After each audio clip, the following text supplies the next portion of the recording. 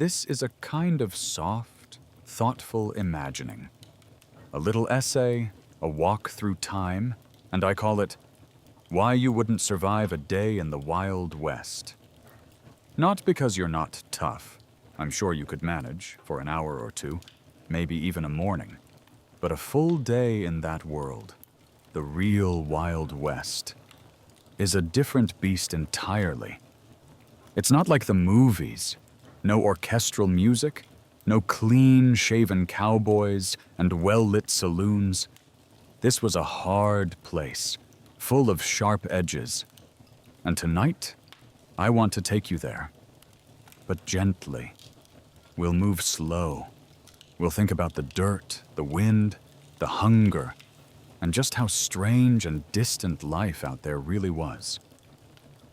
So let's start with the land itself. Because in the Wild West, the environment wasn't just a background, it was a predator.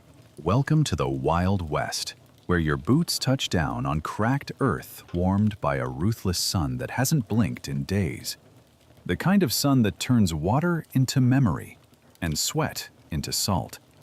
You squint against the blinding light as your wagon creaks to a halt, pulled by horses too thin and too tired to complain. Their flanks twitch at every biting fly as the wind whispers dry secrets across the prairie. It brushes past sagebrush and brittle grass and an old fence no one's mended in years. You step off that wooden wagon into the middle of nowhere, a nothing town built from splinters, dust, and half-whispers. The only sign of life is a saloon door rocking in the wind, and a dog too lazy to bark, lying flat in the shade of a broken hitching post. Your boots crunch on gravel as your eyes scan the street, wide, empty, waiting, where a tumbleweed bounces gently along like it's got nowhere else to be, just like you. The air smells like gunpowder and horse manure and loneliness. You don't know the rules here, or the people, or even where to find water, let alone food, shelter, or safety. You already feel the back of your neck stinging under the sun, the wool of your borrowed coat scratching like 1,000 cactus needles. Nobody looks you in the eye. The old man sweeping dust from a porch does it slow, like he's been here since the war and plans to die here too. Someone slams a shutter closed when you walk past. There's a creak from above, the sound of a rocking chair stopping mid-swing. You feel eyes on you, but can't place where they're coming from. Then, out of nowhere, gunfire. One sharp crack in the distance, echoing through the quiet like thunder. Silence follows, deep and heavy, as if the land itself is holding its breath. Your mouth is already dry, but you dare not sip the last bit of water in your canteen. Who knows when you'll find more? Your stomach growls, but nobody here's going to feed a stranger, not without coin or trade. You don't have much to offer, except your hands, and whatever's left of your city manners, which won't mean much here. Not in a town where the sheriff hasn't been seen in days, and justice rides a horse with a six-shooter. You think back to what you left behind. The comfort, the noise, the lights, the food you didn't have to cook over fire or kill with your own hands. You wonder why you came here. What dream brought you west? Chasing gold or land? Or maybe just the idea of freedom? That's the thing they never tell you. Freedom out here tastes like gunmetal and ash. It smells like sweat and pine tar and rusted tools. As you walk toward the saloon, your feet dragging, unsure if they'll let you in or shoot you on sight, a child watches you from behind a window. Her face is blank, eyes too old for her age. Behind her, a mother rocks a baby wrapped in rags. Next door, someone chops wood with slow, heavy thuds. The axe sinks into the stump with the rhythm of survival. Every sound here carries meaning. Every glance could be threat or greeting. The wind picks up again, tugging your coat and blowing more grit into your face. Now you're coughing, spitting, blinking, trying to remember the last time you felt safe, or clean, or cool. But the West doesn't care about your comfort. It never did. Not for anyone. You open the saloon door. It creaks like a wounded animal. All eyes inside shift toward you, men with hats low, hands resting on worn revolvers, faces unshaved and unbothered. A piano in the corner is missing half its keys. The barkeep polishes a glass with a rag older than you. No one says a word. Not yet. They just stare, waiting, judging, measuring. In that moment, you realize this land isn't just wild. It's watching you, deciding if you belong or if you're just another ghost in the dust. Outside, the horses snort and stomp, as if sensing the tension too. A church bell tolls once, low and long, though it's not Sunday. You wonder what it means, if it's for you or someone already gone. The bartender finally speaks, his voice slow as molasses, but sharp as a Bowie knife. You lost, stranger? Maybe you are. Maybe you're more lost than you've ever been. Standing there in boots too new and skin too soft, heart pounding like a drum. No friends, no family, no plan, no way back. Somewhere in the distance, coyotes laugh, or maybe it's the wind again playing tricks on your ears. You think of the people who came before you, the ones buried in shallow graves beneath wooden crosses, leaning from the weight of years. Their names forgotten, their dreams dried up like the riverbed a mile south. You realize this place doesn't just test you, it swallows you whole if you let it. Maybe that's what it takes to survive out here. Grit, guts, and the kind of silence that lets you hear danger before it speaks. The piano player starts again, out of tune and without joy. The cards slap on the table. Someone spits into a bucket by the stairs. You find a stool near the wall and sit. Slow and careful. You wait. Wait for the West to decide what to do with you. Wait for the night to fall, for the gunfights to start, for the silence between moments to teach you something the cities never could. Out there, the land stretches wide and merciless, full of bones and stories and things too wild to name. The stars are coming out now, one by one, ancient and bright and cold, as if they've been watching this land long before any of us came riding in. And they'll keep watching long after we're gone. Somewhere out there, across the dry hills and the dead grass, a wolf howls. Not for you. Not yet. But give it time. Maybe it will. Now it's your story. Your struggle. Your dust-choked breath and blistered hands. And you ask yourself, how long would you last out here?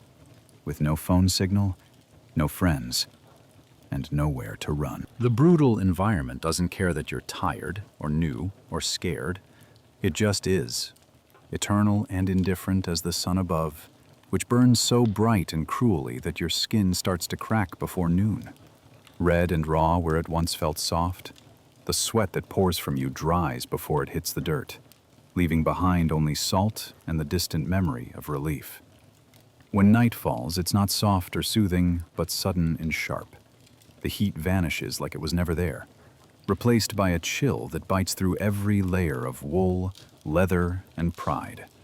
A cold that settles in your bones and doesn't leave no matter how close you huddle to the fire, if you even dare build one. Because fire brings light, and light brings attention. And you're not the only thing alive out here, far from it. The desert has teeth and eyes and venom. You learn fast that rattlesnakes don't always rattle before they strike. Their fangs are quick and the poison quicker, spreading up the leg of a careless traveler who didn't look before he sat. Out here, there's no doctor, no miracle, just pain, sweat, and a slow, lonely goodbye. As you walk, you begin to notice scorpions under rocks and behind boots. Their small black claws click like tiny death bells, waiting for a misstep. The ground isn't ground at all, it's sand, shifting and alive, slipping into your boots and stinging your eyes, filling your food so every bite tastes like grit and wind. Your tongue starts to swell from thirst, but there's no well, no creek, no hint of a stream. Just the shimmering lie of a mirage on the horizon, a cruel joke from a land that's forgotten what kindness means. And if you forgot to bring water, well, too bad. Nobody's giving you theirs, not out here, not when they need every drop to survive another day. You walk and walk and walk. The dust chokes you. Your breathing turns shallow and ragged. Your chest feels heavy, like you've been swallowing sand for hours. And you have. Dust pneumonia isn't a city disease. It's a frontier death sentence, slow and coughing and dry. Your lungs sound like a rattling wagon wheel when you try to lie down and rest. But there's no rest. Because just when the sun disappears and you think maybe, just maybe, the world will go quiet, you hear the distant rumble of thunder. The sky boils in the west. Black clouds rise like smoke from a giant's fire. Then comes the wind, wild, hot, erratic, pulling at your coat and tearing leaves from brittle trees. Before you can even think, the storm hits. A flash flood roars across the dry ground like a beast freed from its chains. It sweeps away wagons, tents, cattle, and people like they were made of paper. The rain doesn't fall. It attacks, sideways and stinging, turning dirt into soup and rocks into weapons. And even when that ends, when the rain stops and the ground steams and the sky clears, there's no peace. Now the wind returns, stronger, swirling in unpredictable circles. Off on the horizon, you see the shape of a tornado, thin and angry, like a finger from heaven pointing straight at you. The locals don't run. They hunker down and pray if they still believe in anything. You press your back against the earth and hope the storm forgets your name. But when it passes and everything goes still again, it's not silence that greets you. It's something deeper, heavier. A silence that hums. A silence so vast it drowns your thoughts. A silence louder than a city. Louder than trains. Louder than your heartbeat. That's when you start to hear things. Things that may or may not be real. The crunch of gravel under paws. The shift of rocks nearby. The faint breath of something watching from the ridges. Eyes glowing faintly under a pale moon. You ask yourself, could you sleep knowing a cougar might be out there? Crouched low, tail flicking, waiting for you to close your eyes, waiting for your fire to go out, waiting for one slip, one noise, one heartbeat too slow. Even if it's not a cougar, maybe it's a coyote pack, or a wolf come down from the hills, or a man worse than any beast, desperate and drunk and angry, stumbling through the dark with a pistol in his hand, no idea who you are or why you're here. Maybe he doesn't care. Out here, violence has no reason, just cause.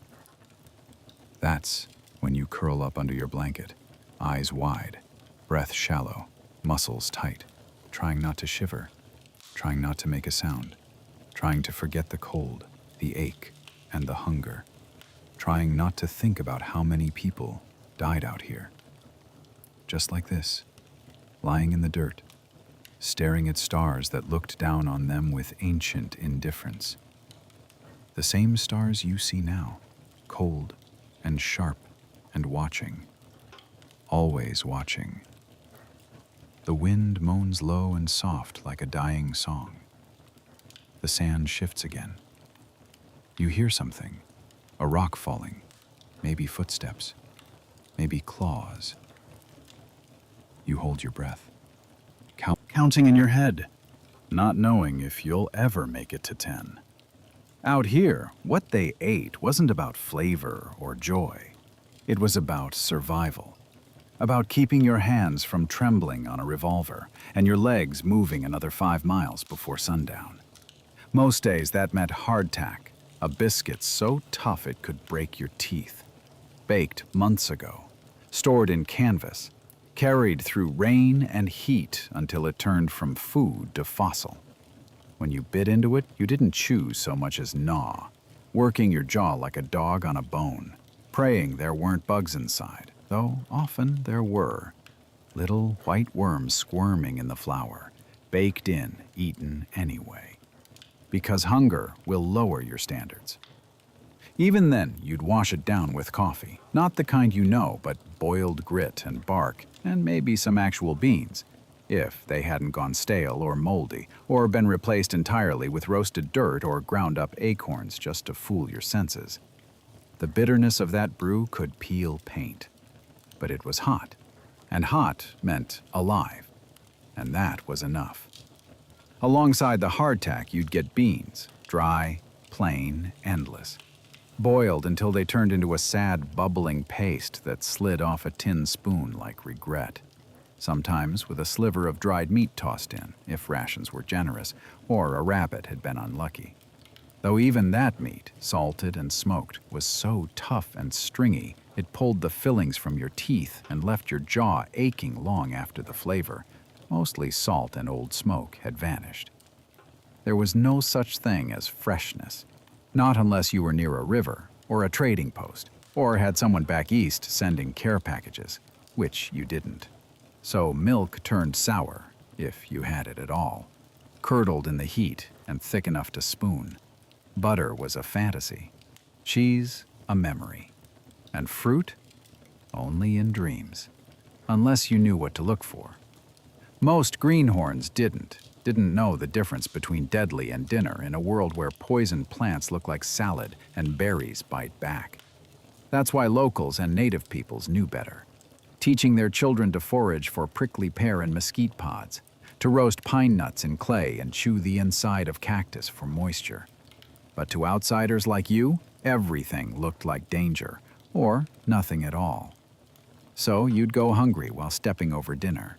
When cattle drives came through, the lucky might get beef, tough, charred, greasy, cut from an old steer or sick calf, seared on a cast iron pan, slick with weeks of fat and dust. It'd taste like smoke and hair and maybe a hint of gun oil. But you'd eat it like it was gold, because tomorrow it might be gone. When the meat ran out, some turned to moonshine, liquor made in backwoods stills from anything that would ferment, from corn to grain to cactus sugar. It burned worse than heartbreak and went down rougher than sandpaper. Some of it made men blind or mad or dead, but they drank it anyway, just to feel warm again, just to feel something. All around you, people chewed jerky like leather, boiled bones for broth, scraped tins for the last scrap of grease. Because out here, food wasn't pleasure, it was punishment. A slow, daily challenge to keep your belly full on nothing. You'd dream of meals you used to ignore, of buttered toast and sliced apples and clean forks and cold water, of fresh bread still warm from the oven, of pie, of cheese, of hot soup and soft spoons and second helpings. You'd start to cry if you thought too long about salt and pepper, or ripe peaches, or the smell of something baking. Sometimes the worst part wasn't the hunger, but the memory of what full felt like. So you'd eat whatever you could find or trade for or steal, and thank the dust for another mouthful of bitter stew or grainy mash or gritty coffee. You'd sleep with a growl in your stomach, telling yourself it was fine, that you were strong, that this is just how it is. Until one night, you catch yourself licking crumbs from the corner of a dirty napkin and realize you'd forgotten what real food even tastes like. And you ask yourself, almost aloud, staring at your filthy hands in the firelight, when was the last time you appreciated a clean plate of food? Faith was not a luxury. It was survival. Wrapped in dust and desperation, belief was all many had to cling to when the land refused to yield and the sky refused to rain. So the people turned to what they understood, or what they hoped was watching. Itinerant preachers wandered from one dying town to the next, their boots worn through, eyes sharp with hunger or holiness. It was often hard to tell which. They offered fire and brimstone sermons beneath open skies, or inside half-finished saloons, standing atop crates with cracked Bibles in one hand and a rifle in the other, preaching salvation and damnation in the same breath, warning the crowd that sins would bring famine, drought, or plague. Behind them, the wind scattered pages. The sun beat down without mercy. Some believed every word. Others feared what might happen if they didn't. In places where crops failed and water vanished, townsfolk blamed demons, witches, curses. A cow's stillbirth was a sign, a crooked shadow on the wall, a cracked mirror, a dead bird on the doorstep. Omens. Bad luck had shape and meaning. The people read the land like scripture, searching for signs of what was coming, for anything to explain the pain, the hunger, the death. Crosses were nailed over every doorframe, some carved from driftwood, others twisted from barbed wire or old fence posts. But so too were bones, animal skulls placed on posts, horseshoes hung upside down, or right side up, depending on the town's tradition. Bottles filled with nails buried beneath thresholds to ward off evil spirits. Charms made from rabbit feet, bird feathers, and old silver coins hung around necks or from rafters. Mothers whispered prayers while drawing circles of salt. Fathers swore by lucky pennies and blood rituals, whatever it took to protect their families from what couldn't be fought with guns or grit. Superstition lived side by side with religion. Often, there was no line between them. Some towns banned mirrors after sunset. Others demanded silence during lightning storms.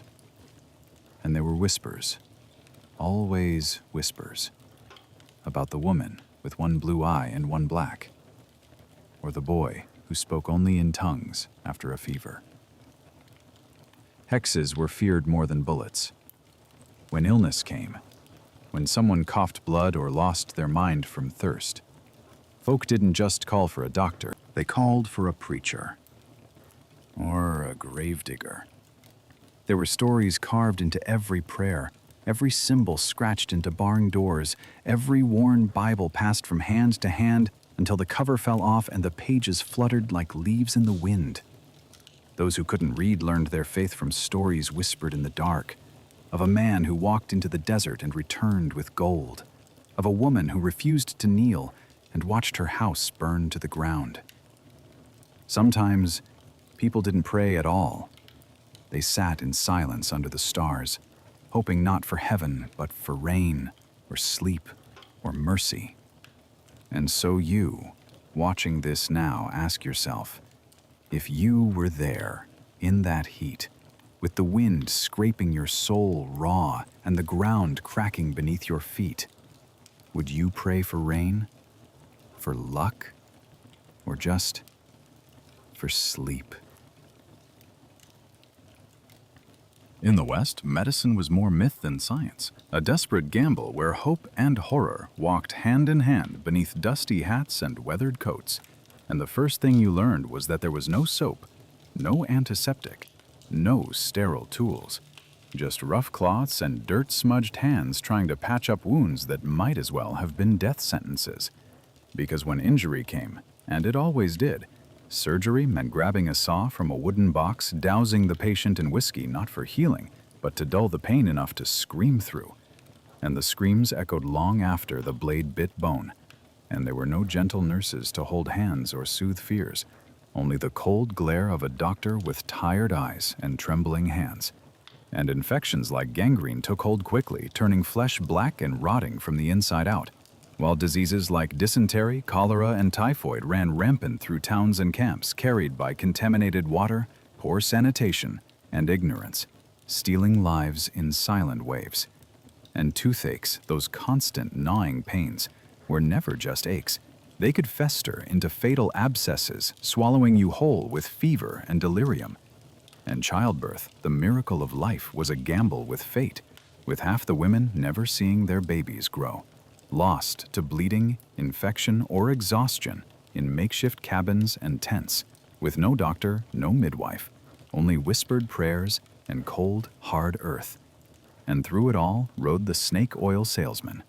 Men dressed sharp in bowler hats and starched collars, carrying bottles of miracle cures with smiling skulls painted on the labels, promising relief, health, and strength, but delivering poison, addiction, or worse. And sometimes the bottles were filled with morphine, a dangerous drug that numbed pain but sharpened dependency, leaving men weak, shaking, and trapped in a haze. And you wonder now, could you trust the man who smiles too wide, who promises too much, who sells hope bottled in glass and lies? And as you lie awake at night, fever burning your skin and your body aching beyond words, the question gnaws at you. Would you trust a man in a bowler hat offering morphine in a bottle with a smiling skull on the label? Out here, your home is a fragile shelter carved from desperation and whatever scraps of wood and nails you can find. A leaky shack with dirt floors that swallow dust and spilled water. Walls thin enough to let the wind sneak in and rattle your bones with every gust. And when the rain comes, those walls don't hold. They soak, swell, and sometimes collapse under the weight of storms that don't care if you have a roof or not. The roof itself a patchwork of boards, tin, and hope, with gaps where stars peek in and rain drips through, pooling on the floor, mixing with mud and dust and the scent of smoke from a stove barely warm enough to chase away the chill. Beneath your bedroll, or what passes for one, the ground hides dangers. Rattlesnakes slither through the darkness, unseen and waiting. Spiders spin webs thick with dust and memories. And the bugs, oh, the bugs, they crawl everywhere. In your clothes, in your food, in your hair. Their bites itching like forgotten sins. When nature calls, there's no indoor plumbing. Only chamber pots, hidden beneath rickety beds or outhouses perched awkwardly a few yards from your door. The smell a constant companion, blending with the dry, dusty air and the tang of sweat and smoke. You lie awake at night on that thin mattress, listening to the wind moan through the cracks, feeling the chill bite at your skin, and outside, a wolf howls, sharp, mournful, haunting, just beyond your fragile wall of sticks. A reminder that you are never truly alone, never truly safe. As you pull your blanket tighter, heart pounding in the darkness, you ask yourself, could you fall asleep with a wolf howling just outside your wall of sticks? Your walls creak and groan as the wind pushes through every crack, rattling loose nails and sending tiny splinters into your skin. Tiny reminders that this place is built on bare survival, not comfort. The floor beneath your feet is uneven, rough, and cold. No carpets, no rugs, just packed dirt that swallows your footsteps, that holds the smell of 1,000 lives before yours. Sweat, smoke, the faint, sour tang of old spilled milk. Your bedroll is little more than a canvas sack stuffed with straw or horsehair, scratchy and thin, offering less padding than a rock, and when you lie down, your body aches from the day's labor, muscles sore, joints stiff. But you can't rest easy, because the shadows are thick with life. Cockroaches skitter across the walls, their legs clicking like tiny feet in the silence. A rat scurries just beyond your reach, its teeth gnawing at anything left out. Above you, the roof leaks, dripping steadily onto your face if you've positioned yourself wrong, every drop like a cold needle piercing your skin in the dark, making you flinch awake, over and over. If the rain turns to a storm, your shack groans under the weight, sometimes so loud you wonder if it will collapse around you, leaving you exposed to the cold, the mud, and whatever might be lurking beyond the door. The smell of wet wood and earth fills your nostrils, mixing with the ever-present smoke from the hearth, which barely keeps the chill away. The nights are long and lonely. The darkness stretches on forever, filled with sounds: the howl of distant wolves, the hoot of an owl, the snap of a twig as something unseen prowls nearby. And sometimes, just when you think you might drift off, a sudden scurry, or the warning shake of a rattlesnake, snaps you back to alertness, your heart pounding, your breath shallow. Out here you are fragile, exposed, just a soul wrapped in threadbare cloth, fighting to keep warm, keep safe, keep alive. And all you want is to close your eyes, to forget the cold, the bugs, the noise. But you can't, not fully, because the wild never sleeps, and neither can you. And you ask yourself once more, in the quiet darkness, when the wolf's howl fades and the night grows still again, could you really fall asleep with a wolf howling just outside your wall of sticks? Children in the West were not spared the weight of hardship. In fact, they were born into it, their first breath drawn through lungs already filled with dust, their tiny fingers curling around calloused hands and worn fabric, cradled not in cribs but in the arms of exhausted mothers beside dying fires, while outside the wind whispered through cracked boards and wolves circled in the dark. They were born into danger and expected to survive it. There were no soft beginnings, no nursery rhymes, no warm blankets printed with stories or dreams. A child in the West grew up fast, too fast. By the time they could walk, they were expected to carry water, heavy wooden pails sloshing at their sides, splashing cold over bare feet, walking alone down winding paths to creeks that might be dry, or worse, watched by something with teeth. Before they were 10, they could herd cattle, mend fences, collect eggs, wash clothes, sew buttons, trap rabbits, gather kindling, patch roofs, and soothe a crying baby when mama was too weak to rise. Before they were 12, they might have seen a man shot dead in the street, buried a sibling, or lost their father to a fever or a fall from a horse. Schoolhouses were few and far between, often just one-room shacks with broken slates and one overworked teacher, if there was a teacher at all. And lessons were a luxury.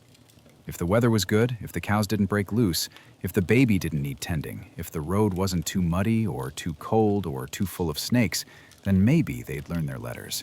Maybe. But most of what they learned came from watching. How to shoe a horse, how to aim a rifle, how to boil soup from bones and roots, how to tell if someone was lying just by the twitch of their mouth. And toys? A luxury for the rich or the lucky, most were carved from sticks, buttons, old bones, or anything a father or older brother could shape with a knife beside the fire. A little doll of corn husks, a slingshot made from a tree branch, a spinning top that only worked on smooth stone. And the West had very little of that. Play was rare, laughter even rarer. Children didn't get childhoods. They got work, they got responsibility, they got survival. Many didn't live to see adulthood, claimed by fevers, accidents, drowning, frostbite, snake bites, starvation, or war. Some died before they could speak. Others lived only long enough to be missed. And those who did survive carried the weight of it in their eyes forever. Silent, sunken gazes that had seen too much before their time. And now, as you sit there, warm, safe, far from the prairie winds and the hunger and the endless work, ask yourself this. Could your child self carry 2 buckets of water uphill before breakfast? Could you light a fire with wet wood and wind biting your fingers raw? Could you pull your own tooth with pliers because there's no doctor for 40 miles? Because that was the life of the children of the West. Born into hardship, forged in dust, and raised by the silence between gunshots. Cowboy life isn't the glamorous showdown in a dusty street you've seen in movies.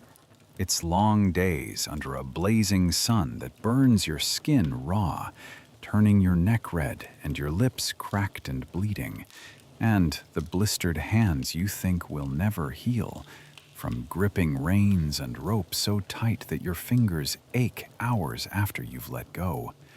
And the relentless back pain from sitting in a saddle too hard and too worn, your spine aching like you carried a 100-pound pack all day long.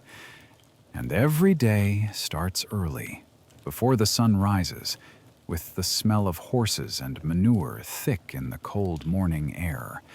And you're out there for 14 hours or more, driving cattle over unforgiving terrain, through rattlesnake-infested brush and fields of mesquite thorns that tear at your pants and skin, your boots soaked in mud from crossing streams or rain-swollen creeks.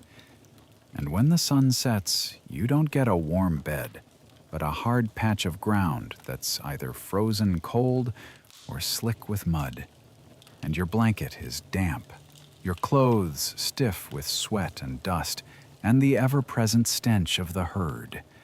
And the horses you ride aren't friendly companions, but stubborn, sometimes vicious creatures that buck or bite or throw their heads just when you least expect it. And bulls, massive, angry, unpredictable, loom nearby, ready to charge or gore any careless rider who loses focus. And your hands are raw from rope burns, and your saddle sores bleed under chafing leather, and the dust you breathe makes your throat itch and your eyes water, blurring the endless landscape that never changes, only stretches on and on, a sea of sunburnt grass and cracked earth under a sky too bright and too empty. And all you have to eat are beans, hard and dry, sometimes soaked in grease or whatever scrap of meat you've been lucky to scavenge, but mostly just plain. A monotonous diet that grinds on your spirit as much as your hunger gnaws at your belly. And every night, as you lie exhausted and aching, you think about the rustlers, shadowy figures who'll steal your cattle in the dead of night, leaving you with nothing after all your sweat and pain. And the threats are real, from outlaws, wild animals, and the land itself, which seems determined to break you piece by piece. And the smell of manure, sweat, and smoke is everywhere, clinging to your skin, your clothes, your hair, a constant reminder that you are part of this harsh world, whether you want to be or not. And even as the campfire crackles and the stars blink cold and distant overhead, your mind drifts to the long miles still ahead, the sun rising again to scorch your face, and the endless drive ahead. And you ask yourself, voice low in the quiet night, could you ride a horse across 300 miles of sunburnt land with only beans to eat and still find the strength to keep going? The law was a fragile and often cruel illusion, stitched together by men who carried guns but little honor. Sheriffs who might be the drunkest man in town, waking from a stupor, only to stumble into a fight or a brawl, wielding a badge as carelessly as they did their pistols. And judges who, if they ever bothered to show, were often far too tired or scared to impose justice, leaving the townsfolk to settle disputes through fists, knives, or the quick crack of a bullet echoing through the dusty streets. And the real justice was rough and final. A noose hung high on an ancient oak, or a weathered post. A brutal reminder that here, guilt was assumed, and innocence was a luxury few could afford. And where shootouts happened more often than church services or school days, gunfire rang out like twisted hymns in the dry air. The sharp report of pistols, louder than laughter, louder than cries for mercy. And accusations flew fast, often false, with enemies pointing fingers and friends turning on each other. Trust as scarce as clean water. And bounty hunters roamed like wolves, cold and merciless, hunting men not for justice, but for the price on their heads, eyes scanning the horizon for the slightest sign of movement, while vigilantes, men and sometimes women armed with hatred and revenge, took the law into their own hands, dragging men from their beds or horses, stringing them up without trial, their faces hidden beneath scarves and hats, their motives often as dark as the night they worked in. And even if you survived the trial by mob, the noose, the sheriff's whim, you still had to survive the long, cold nights filled with whispered threats, and the lurking danger of those who saw an outsider as an opportunity to settle old scores or make new ones. And when the torch was lit, casting flickering shadows on faces twisted with suspicion and rage, and all eyes fixed on you, the stranger, the easy scapegoat, the blamed, your heart would pound loud enough to drown out the murmurs and the angry calls for justice or blood, and you'd know, in that moment, that the law here was a thin, fragile thing, upheld not by reason or fairness, but by fear, violence, and the cruelest whims of those with guns and grudges, and the memory of the men who'd been dragged out, lynched, or vanished into the wilderness without a trace, would hang over the town like a dark cloud, a constant warning that in this land, mercy was rare, justice was swift, and often deadly, and survival meant being as cold and quick as the bullet that might be aimed at your heart. And so you'd have to ask yourself, with the torchlight flickering in your eyes and the mob closing in, what would you do if everyone in town pointed at you and someone lit a torch? Because here, in the lawless frontier, the answer could mean the difference between life and death, and sometimes it meant nothing at all but fading away into the endless dust and silence of the wild, where no one would ever find you or remember your name. And in the land, stretching endlessly beneath the burning sun and beneath the cold stars, is not empty wilderness, but the sacred, living homeland of countless Native American tribes. The Comanche, fierce horsemen roaming the southern plains with a freedom born from centuries of skill and survival. The Apache, masters of stealth and endurance in the rugged deserts and mountains. The Sioux, proud and resilient guardians of the northern prairies. The Cheyenne, Arapaho, Crow, Blackfeet, and many more. Each tribe with their own unique languages, rich traditions, and spiritual connections to the earth that run deeper than any fence or railroad track. And though you arrive as a stranger who does not speak their languages, nor understand their ceremonies or the sacred stories passed down through generations like precious gifts, they see you clearly.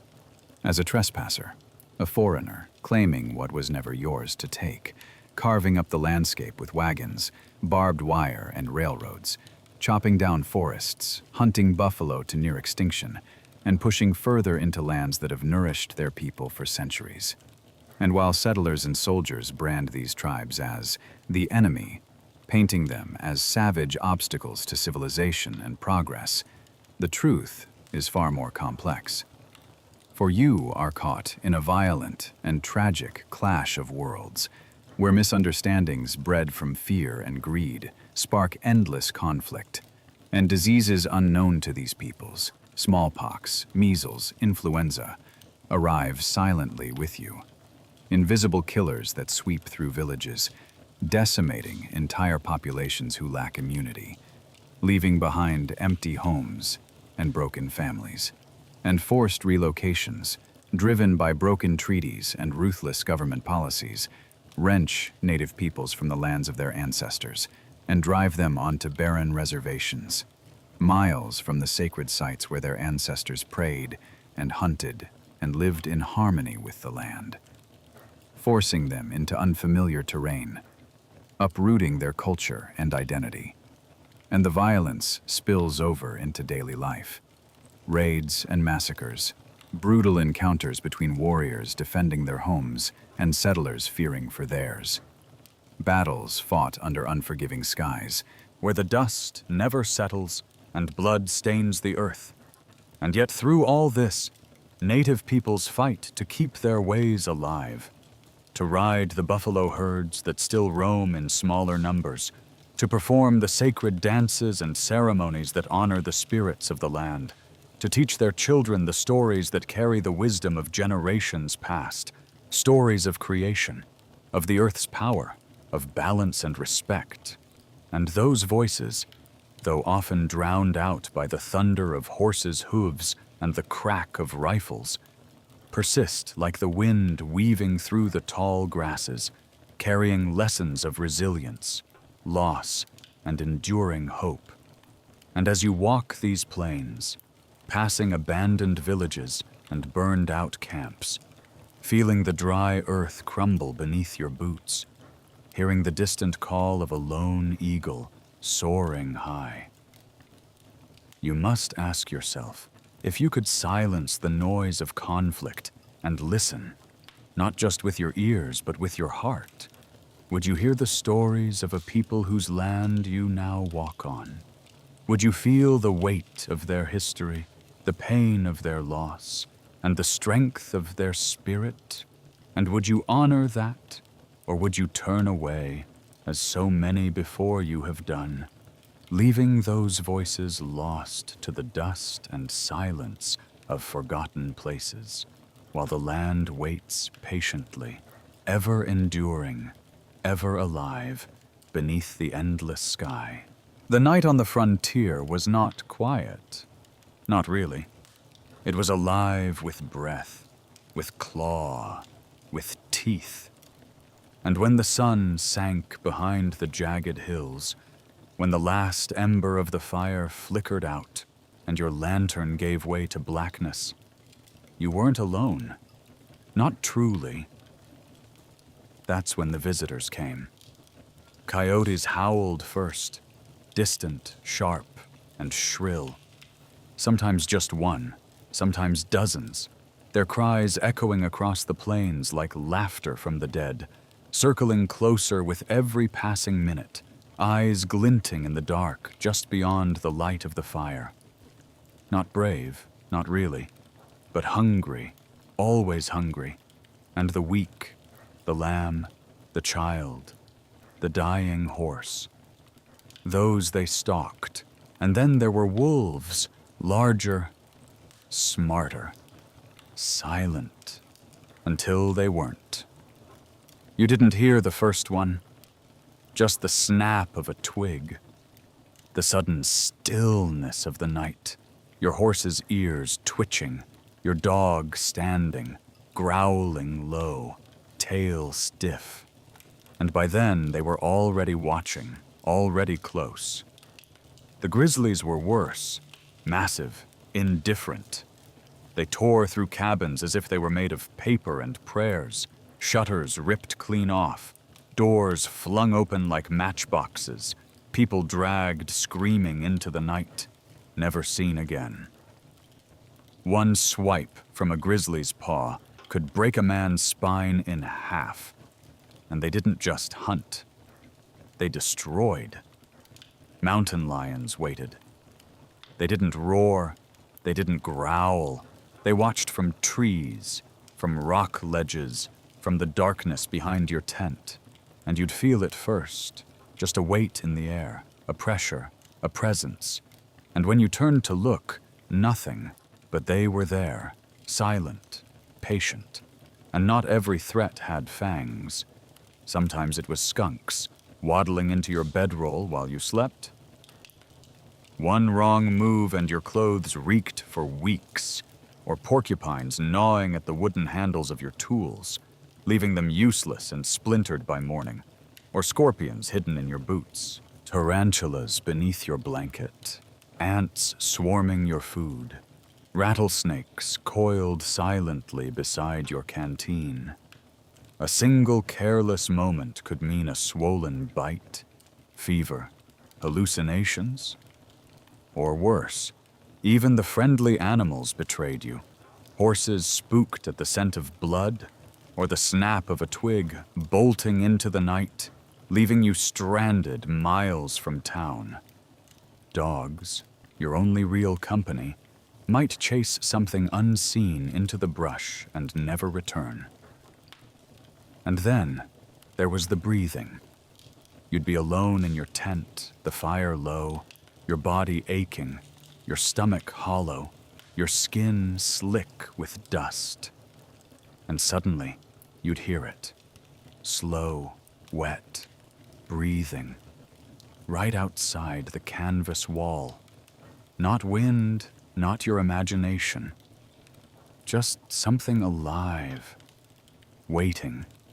And you'd lie there, frozen, holding your breath, wondering, is it sniffing for food or for you? And now, tonight, sitting in your warm room, your soft bed nearby, the faint hum of electricity keeping your world safe. Ask yourself, could you close your eyes if you heard something breathing just inches away? Because on the frontier, sleep was never guaranteed. And neither was waking up. A gun was your lifeline, your protection, and often your worst enemy all at once. Those cold steel revolvers, heavy in your hand. Deceptively simple yet deadly complicated machines prone to failure when you needed them most. The cylinders, though built to spin smoothly, could jam without warning, grinding the smooth click of the hammer into silence, leaving you exposed to a hail of bullets with nothing but your bare hands to protect you. And the black powder cartridges, crude by modern standards, sometimes misfired or exploded with terrifying violence, sending shards of metal and fire tearing through your fingers or face, turning a trusted weapon into a weapon of self-destruction in the blink of an eye. And if you imagine pulling that trigger, the recoil was a brutal kickback, a violent shove that could wrench your wrist, dislocate your shoulder, or knock you off balance, especially when your muscles were tired and your nerves frayed by the relentless sun and endless dust, while the thick smoke of black powder filled the air, stinging your eyes, filling your lungs with choking grit that clung to your throat and made every breath a struggle. And amid the chaos of battle, mistakes were a constant threat. Guns fired accidentally in dim saloons, thick with whiskey fumes and cigarette smoke, sending men scrambling for cover or falling with gaping wounds. And intense standoffs on wooden sidewalks, a twitchy finger could send a bullet flying too soon, turning a potential escape into a deadly trap. And bullets were scarce and precious. Each one weighed and counted because resupply was rare and expensive. And one shot could mean the difference between life and death, for you or your horse, your only friend and partner across these harsh lands. And when the sun slipped below the horizon and darkness swallowed the plains, fights turned from clean duels under the blazing sun into desperate, chaotic struggles in pitch-black night, where you stumbled and fell in the dust, heart pounding like a thunderstorm, blind to your enemies, pulling triggers with shaking hands, hoping your revolver didn't jam or blow up in your face, and the crack of a gunshot echoed like a death knell in the silence. And the screams and curses of men filled the air as bullets found their marks or missed by inches. And in those moments, firing a gun wasn't about marksmanship or pride. It was a raw, terrifying gamble with fate. A frantic dance where every misfire might be your last mistake, every bullet your last hope. And so you ask yourself in the cold dark, surrounded by shadowy shapes and whispered threats, have you ever fired a gun in real life? Now imagine doing it drunk, disoriented, in the pitch-black night, surrounded by 5 desperate outlaws hungry for your blood, your hands trembling, your breath ragged, every shot a prayer sent into the void, every misfire a step closer to the silence that waits for all who fail. And that's the harsh reality of guns, ammo, and misfires in the unforgiving Wild West, where luck was as important as skill, and survival was never guaranteed. And beyond the jamming and misfires, the guns themselves were crude, handmade, or poorly manufactured by today's standards, with barrels sometimes crooked, sights misaligned, and mechanisms prone to rust and failure from the relentless dust and grime that clung to every surface like a second skin. And cleaning your weapon was a tedious daily chore, scraping out layers of black powder residue with little more than cloth and oil, all while the threat of a malfunctioning gun in the middle of a fight could mean instant death. And the ammunition, made from lead balls or simple cartridges, was far from uniform, sometimes too large, too small, or misshapen, causing misfires or dangerous jams. And the black powder was volatile and messy, spilling easily and creating clouds of choking smoke with every shot, hanging in the air long after the battle ended, stinging the eyes and coughing up dust. And soldiers, lawmen, cowboys, and outlaws alike had to learn to live with these imperfections, knowing that every gunfight was a brutal lottery where the odds were never in their favor. And even the most skilled marksman could be undone by a stubborn jam or a misfire at the worst possible moment. And so guns in the Wild West were not just tools but unpredictable companions, capable of saving your life or ending it in a heartbeat.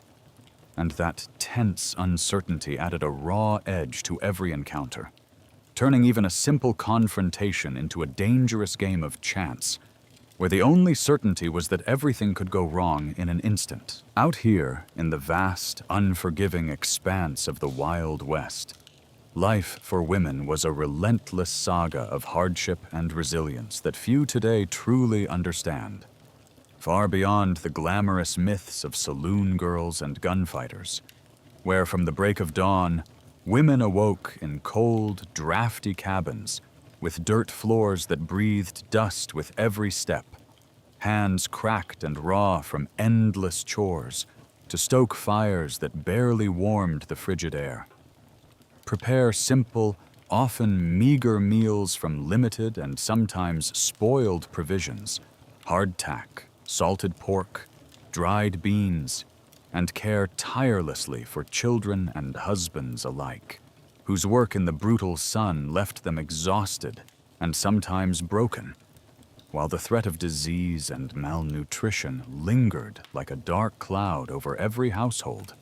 And childbirth, without the aid of doctors or antiseptics, was a terrifying ordeal, wrought with the ever-present danger of infection, hemorrhage, or death, with midwives or neighbors offering little more than hope and whispered prayers in cramped, unsanitary rooms where the cries of newborns mingled with those of suffering mothers, many of whom would never see their children grow. And for women in isolated homesteads, loneliness was a constant companion, broken only by the distant howl of wolves or the creaking of a lonely windmill. And for those trapped in the shadows of saloons or brothels, life was a daily battle against violence, exploitation, and the harsh judgment of a society that viewed them as less than human. where every night brought the threat of drunken patrons, disease, or worse, and the few protections they might have had were fragile at best. While ranchers' wives worked side by side with their husbands, or stepped into roles when death or injury struck, mending fences, breaking horses, tending sick livestock, all while maintaining the home, cooking over open flames, sewing worn clothes by candlelight, and raising children with a fierce determination born of necessity, and widows, too often young and grieving, found themselves thrust into positions of unexpected authority, managing land, defending property against claim jumpers, negotiating with neighbors and traders, all without legal rights or societal support, and mail-order brides lured by letters filled with hope and promises of prosperity, arrived on these rough frontiers to face cold realities of loneliness, hard labor, and sometimes cruel or indifferent husbands, far from family and familiar comforts, with little recourse or protection. And beyond the physical hardships lay the emotional toll of isolation, fear, and constant vigilance, as dangers lurked everywhere, from rattlesnakes beneath the floorboards to the threat of raids, harsh winters that froze crops and crept into bones, and the ever-present risk of fire that could consume entire homesteads in moments. And yet, amidst this relentless struggle, women forged lives of incredible strength and courage, their resilience woven into the very fabric of frontier life, holding communities together through shared hardship and mutual aid, passing down stories and traditions that kept the spirit of the West alive long after the last gunshot faded into silence. And as you imagine a woman here, carrying a newborn on her back while hauling water from a frozen creek before dawn, nursing sick children by the flickering light of a tallow candle, mending clothes worn threadbare, all with hands cracked by cold and sweat, you begin to understand the true cost of survival in this harsh land. And you ask yourself, could you endure this life, where every day was a test of strength, will, and faith? And that is the story of the women of the West, whose struggles and triumphs remain largely unspoken, but whose courage and tenacity shaped the very heart of the American frontier. Out here, in the vast, endless stretches of the Wild West, transportation was a brutal, grueling ordeal that tested every ounce of your patience, strength, and will to survive, where the only way to move across hundreds of miles of unforgiving terrain was by wooden wagons, creaking, rattling contraptions loaded with your life's possessions, supplies, and sometimes entire families. Yet those wagons were fragile beasts in their own right, their wheels prone to cracking under the relentless weight and stress, spokes splintering like dry branches under the strain of rough, rocky paths and soft, shifting sands, and axles, the thin metal rods holding those wheels in place, often snapping without warning, sending you stranded alone and helpless in the blazing sun with no shade, no water, and no comfort but the endless sky stretching mercilessly overhead, while your only companions, the horses and oxen pulling these wagons, were themselves vulnerable, often collapsing from exhaustion after days without sufficient water or grazing, or getting spooked by rattlesnakes, coyotes, or the sudden crack of gunfire, bolting into the wilderness and leaving you stranded on foot with nothing but blistered feet and a burning throat. And horse care was a daily, exhausting responsibility. Cleaning hooves, feeding whatever sparse grass or grain you could find, nursing injuries caused by thorns or the rough terrain, and hoping your steed would survive another day in this harsh environment where predators lurked and food was scarce, while the railroads, those shining promises of connection and civilization, were incomplete and dangerous endeavors, built through unforgiving mountain passes and deserts by exhausted laborers under brutal conditions, often halting suddenly or plunging into the rocky ground in deadly derailments, leaving towns isolated and travelers stranded. And when the wagons failed or the rails ended, you had no choice but to walk.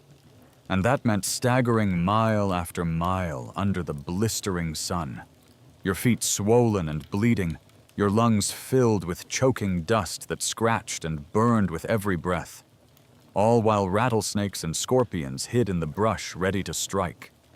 And the cold nights offered no relief, only bitter winds that cut through thin clothes and bare skin, while you tried to shield yourself with whatever rags or blankets you had. And as you struggled forward, every step a battle against pain, thirst, and despair, the distant silhouette of a town might offer hope. A place to rest, find water, or maybe catch a ride. But sometimes that hope was an illusion. The town too small or too dangerous to offer real refuge. And with your strength fading, you had to ask yourself, how far could you go? How much agony could you endure before collapsing into the dirt, surrendering to the merciless land that had chewed up so many before you, swallowing dreams and lives beneath its endless sky? In the vast, unforgiving expanse of the Wild West, the glint of gold promised dreams beyond imagination, luring thousands of desperate souls to the rocky hills and rushing rivers with hopes as bright as the sun on a pan, where men, women, and sometimes entire families uprooted their lives to chase a fortune buried deep beneath layers of earth and stone, often in freezing, muddy waters that seeped through makeshift tunnels and narrow shafts dug by candlelight. The air thick with dust and the heavy smell of sweat and fear, as every breath brought the silent killer, silicosis, whispering through the miner's lungs, stealing breath and life as swiftly and surely as a bullet from a six-shooter. While outside the cramped, dangerous tunnels, claim jumpers lurked like wolves, ruthless men ready to kill or be killed for a single, shining nugget. And greed grew as fast and wild as the makeshift boom towns that sprang up overnight from the dust. Tent cities filled with hopeful faces, shouts, music, and the clink of pickaxes, where law was scarce, tempers flared like wildfire, and fortunes could be made or lost before the next sunrise, only for those towns to vanish just as quickly as they arrived, swallowed by dust storms, fires, or the silence that follows a dried-up claim, leaving behind empty streets and broken dreams, the land itself seeming to reclaim what was stolen from it. And beneath this feverish hunt for gold, fortunes were often illusions, spun by charlatans selling fake maps or fool's gold that glittered cruelly in pans, crushing hopes beneath worthless stones, while those who struck actual gold found themselves the target of envy, violence, and betrayal, as partners turned on each other and outlaws preyed on the weak, stealing claims or lives without remorse. And the toll was high. Not just in stolen wealth, but in broken families, lost futures, and shattered spirits, as the relentless sun beat down on weathered faces, and the cold nights brought nightmares as vivid as the day, and as you watch the river flow, carrying the shimmer of gold beneath its surface, you might wonder, could you risk everything? Your health, your sanity, your very soul, for just a handful of shining stones that might vanish with the next flood, the next gunshot, or the next twist of fate? Because here in the Wild West, Gold was both a blessing and a curse, and greed could turn men mad, betray friends, and drag even the strongest into darkness beneath a sky as indifferent as the earth itself. Out here in the unforgiving expanse of the Wild West, justice was a grim and brutal affair, unlike anything you might imagine today, where law was not a careful process, but a blunt instrument wielded by men whose power was as rough as the land they ruled, and prisons were little more than wooden cages hastily nailed together, often in the back of dusty saloons or next to the sheriff's office, dark and cramped, smelling of sweat, rotting food, and the despair of men who'd lost hope long before their sentence began, where prisoners were thrown in like cattle, left to lie on cold dirt floors or in broken straw beds if they were lucky, with no warmth, no sanitation, and only stale bread and sour water to stave off starvation.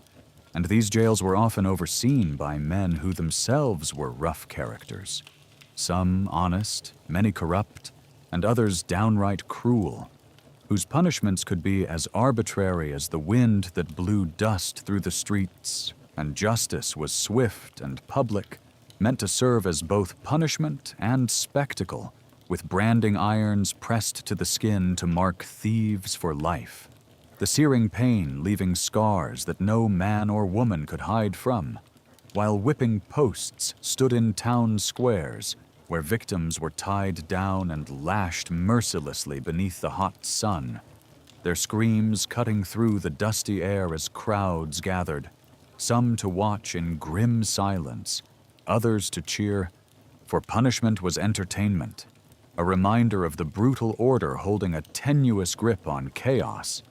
And then there was hanging, the final, terrifying sentence meted out with chilling efficiency, where a rough wooden scaffold was raised quickly, a noose tied tight with expert hands, and the condemned led to their fate, often with little ceremony, the crowd falling silent as the rope snapped taut and the body swung, sometimes breaking necks instantly, sometimes leaving the victim to suffer for agonizing minutes, a grim reminder of the thin line between life and death on the frontier, and the crime of horse theft was considered among the worst offenses. For a horse was more than property. It was survival, freedom. The difference between life and death in a land where miles of empty prairie and hostile terrain separated towns and rescue.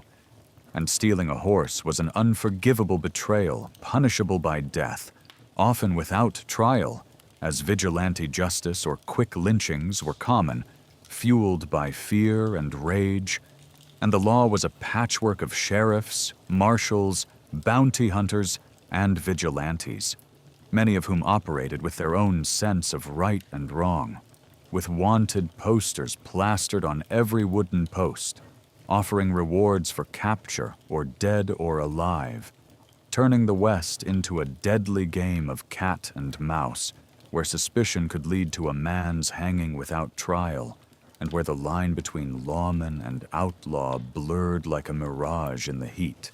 And as you sit in the fading light, hearing the creak of the gallows and the whispered prayers of condemned men, you have to ask yourself, what would you choose? 10 years rotting in a filthy, dark cell, forgotten and broken, or one night beneath the indifferent stars, knowing that when the dawn comes, the rope will tighten and end your story in a single, merciless moment. And that was the harsh reality of justice in the Wild West, a place where mercy was rare, and survival often meant walking the fine, deadly line between law and lawlessness, where the only certainty was that the dust would settle on another life lost in the unforgiving wilderness. In the vast, unforgiving expanse of the Wild West, death was an ever-present shadow, lurking silently in countless forms that could strike without warning and without mercy from the hidden rattlesnake curled beneath a sun-baked rock, waiting to deliver a venomous strike that could fester into a slow, agonizing demise, to the simple, innocent cuts and scratches that, in this harsh and unsanitary environment, turned into deadly infections because there was no medicine, no antiseptics, only dirt and dust grinding into open wounds, while doctors were rare and often powerless against the invisible killers of cholera, typhoid, and dysentery that swept through isolated settlements like a plague, leaving families broken and communities grieving, and gunshots echoed frequently through dusty streets. Sometimes the result of lawless violence, sometimes bitter disputes settled with cold steel, where a single bullet could end a life or change a destiny in an instant. And starvation was a cruel, gnawing beast, creeping into cabins when crops failed, cattle died, or supply wagons were delayed or robbed, leaving men, women, and children to face long nights with hollow bellies and fading hope, while betrayal, too, was a quiet death. A stab in the back by those once trusted, leaving survivors not only to mourn lost comrades, but to face the harsh loneliness and paranoia that seeped deep into the bones of every settler and outlaw alike. And life expectancy was brutally short, with few souls living beyond their 40s beneath a sky that seemed indifferent to human suffering, indifferent to the grinding poverty and endless struggle that defined existence in this merciless land where graves dotted the landscape. Many shallow, hastily dug holes just deep enough to hold broken bodies, marked only by crude wooden crosses or forgotten entirely, swallowed by wind-blown dust and creeping sagebrush. The resting places of men, women, and children who never saw the dawn of a new day, their stories lost to time and silence, while burial rites, when they occurred, were often hurried affairs, carried out by tired hands that trembled from grief and exhaustion, desperate to prevent vultures, coyotes, and carrion birds from feasting on the remains of the fallen, and nights were cold and long, filled with eerie howls of wolves and coyotes that reminded the living that death was never far, while memories of warmth and comfort faded with each passing hour. The soft glow of a fire, a mother's gentle touch, the steady hum of civilization replaced by biting winds that cut through threadbare clothes, and a blanket that offered little shelter from the chill, and under a sky filled with countless indifferent stars. The silence of the desert night pressed heavy on the soul, a silence that was louder than any city's roar and full of unseen dangers and whispered threats. And as the sun slowly disappeared behind jagged mountain ridges, casting long shadows over a land that seemed to swallow all light and hope, the question lingers in the cold air. How long could a person truly endure such relentless hardship, such overwhelming loneliness, such constant brush with death and despair before succumbing to the weight of it all? This land, merciless and unyielding, marched on without pause or pity, crushing dreams, hopes, and lives beneath its harsh heel, leaving behind only the faint echoes of those who dared to challenge it. And as the dust settles and night deepens, the harsh truth remains stark and unchanging. Survival was fleeting and fragile here, and for many, death was the only certainty waiting patiently beyond the next ridge, beneath the next tumbleweed, in the whisper of the desert wind that told stories of lives lost but never forgotten.